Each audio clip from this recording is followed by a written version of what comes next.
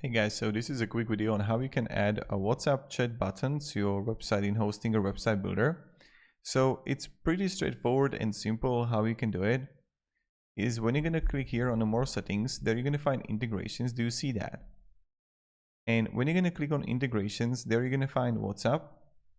So all you have to do is you're going to add a phone number.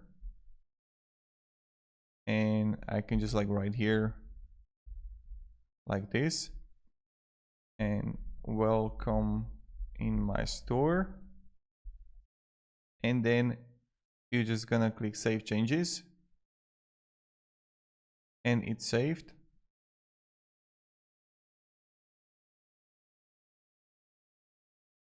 And then you just have to refresh it,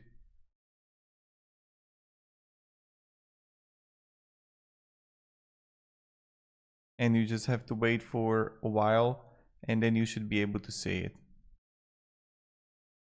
So we have it completed, and it's going to take a little while to show on the site.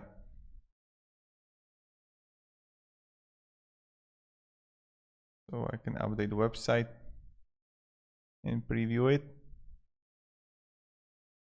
Right now it's not here, but it should appear soon. So that's pretty much it, how it works.